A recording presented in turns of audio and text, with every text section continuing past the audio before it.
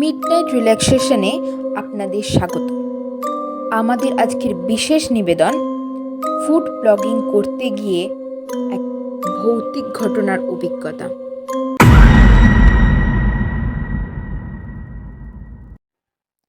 বর্তমান ইন্টারনেটের যুগে এখন বহু মানুষ বিভিন্ন উপায়ে রোজগার করে চলেছেন।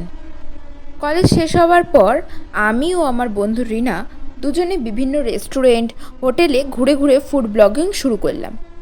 এরকমভাবে বেশ কাটছিল আমাদের দিনগুলো। একদিন আমরা একটা এমন রেস্টুরেন্টের খোঁজ পাই যেটার কথা ভাবলে এখনও কেমন যেন হৃদস্পন্দন কাজ করা বন্ধ হয়ে যায়। যাই হোক, আর কথা না বাড়িয়ে আসল ঘটনায় আসা যাক। প্রায় 1.5 মাস আগের ঘটনা। আমি ও রিনা একটা রেস্টুরেন্ট কভার করার ইনভিটেশন পাই।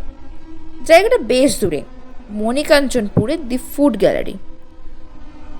ইনভিটেশন পাওয়ার পরদিনই আমরা রওনা দিলাম। এই রেস্টুরেন্টটাকে বাইরে দিয়ে দেখলে মনেই হয় না এটা একটা রেস্টুরেন্ট, কেমন পুরোনো দিনের বাড়ির আদলে তৈরি। তবে ভেতরে প্রবেশ করার পর সেসব ভাবনা পালিয়েছেই বলা যায়। রেস্টুরেন্টের নামটার সাথে অক্ষরে অক্ষরে মিল রয়েছে। সব ধরনের ফুড এক একটা গ্যালারিতে সাজানো, দেখলে মনে হবে শুধুই তাকিয়ে থাকে। ওখানকার মালিকের বক্তব্য যে এইটাই ওনাদের রেস্টুরেন্টের বিশেষত্ব। সারা গ্যালারিটা দেখতে দেখতে হঠাৎ মনে হলো আমরা দুজন, আর রেস্টুরেন্টের ওয়েটার ছাড়া কোনো কাস্টমারই নেই। রিনাকে সেটা বলতে যাব, ও মা, হঠাৎ দেখি ওই নেই। ওকে বেশ কবার কল করেও যখন পেলাম না, তখন বেশ টেনশন হতে শুরু করলো। এভাবে না বলেও তো কোথাও যায় না। ওয়েটারগুলোকে যে কিছু বলবো, তারাও কেমন যেন আমার কথা শুনেও না শোনার ভান করে আছে। ভারী অদ্ভুত লাগলো বিষয়টা। সামনে একটা সিঁড়ি দেখতে পেয়ে অগত্যা আমি ওপরের দিকে উঠতে শুরু করলাম। উঠতেই একটা বড় হল ঘর দেখতে পেলাম। সেখানে ঢুকলাম, কিন্তু সেখানেও রিনাকে দেখতে পেলাম না। তাই রিনাকে না পেয়ে চারিদিক খুঁজতে খুঁজতে একটা বিশ্রী গন্ধ নাকে এসে ঠেকলো। তাই ওই গন্ধটার উৎস খুঁজতে গিয়ে আর একটা ঘরের সামনে এসে পড়লাম। কিন্তু দরজা খুলতেই একটা বিভৎস দৃশ্যের মুখোমুখি হতে হবে সেটা কখনো ভাবতেই পারিনি। দেখলাম হাজার হাজার মানুষের পচা গলা মৃতদেহ পড়ে আছে, আর চারিদিকে শুকনো জমাট রক্তের দাগ। দেখে মনে হচ্ছে অনেক দিন ধরেই যেন এখানে কেউ এই মৃতদেহগুলো এনে রেখেছে। সহ্য করতে পারছি না, মনে হচ্ছে এক্ষুনি বমি করে ফেলবো।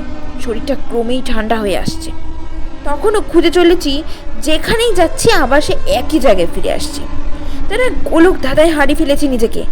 এত সুন্দর একটা বাড়ি, তার নিজের চেহারা ক্রমেই পাল্টাচ্ছে, যেন বাড়িটা জীবন্ত, সেই যেন গিলে খেতে চাইছে। ছুটতে ছুটতে আমি কোনো একটা মানুষের সাথে ধাক্কা খেলাম।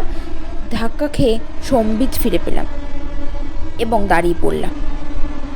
যখন দাঁড়ালাম দেখলাম একটা মেয়েটার পরনে একটা সাদা জামা।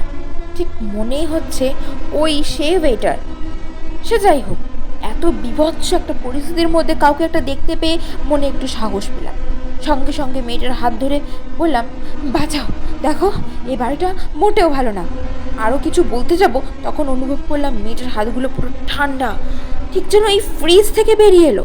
কিন্তু একজন স্বাভাবিক মানুষের কখনো হাত এত ঠান্ডা হয় না, যদি না সে, কথাটা ভাবতেই মাথায় যেন বাজ পড়ে গেল। তখনই ওই মেয়েটার দিকে তাকালাম, আর যা দেখলাম সেটার জন্য আমরা মোটেই প্রস্তুত ছিলাম না। যেন আমার নিমেষের মধ্যে শরীরের প্রত্যেকটা স্নায়ু কাজ করা বন্ধ করে দিল। দেখলাম মেয়েটার চোখের জায়গায় শুধু বড় বড় দুটি কোটর, আর মাথার পাশ দিয়ে বয়ে যাচ্ছে রক্তের স্রোত। তাকে যেন কেউ খুব ভারী কিছু দিয়ে আঘাত করেছে। দেখলাম ওই মেয়েটার মুখে যেন পৈশাচিক হাসি ফুটে উঠছে। তাই কোনো রকমে অন্যদিকে পালাতে গিয়ে সামনে সিঁড়িটাতে ধাক্কা খেয়ে গড়িয়ে পড়ে গেলাম এবং মাথায় চোট লাগার কারণে অজ্ঞান হয়ে গেলাম। কিছুক্ষণ পরে জ্ঞান ফিরতেই সে দেখলাম কপালের কাছে একটা ক্ষত সৃষ্টি হয়েছে। ওখানে হাত দিয়ে উঠে গিয়ে দেখি সিঁড়িটার পাশে পড়ে আছে রিনা। আমি ব্যাগ থেকে জলের বোতলটা বার করে চোখে হালকা জল ছিটাতে জ্ঞান ফিরে এলো রিনার। ওর মনে তখন অজস্র প্রশ্ন। ও কিছু বলতে যাবে, তখন ওকে থামিয়ে দিয়ে বললাম, কোনো কথা নয়, সোজা গাড়িতে চল। এমন সময় ওকে টানতে গিয়ে পিছনে ফিরি, তখন দেখি কিছু জন আমাদের পিছনেই আমাদের দিকে ছুটে আসছে। তারা এই জগতের প্রাণী নয়, না আছে কোনো প্রাণ।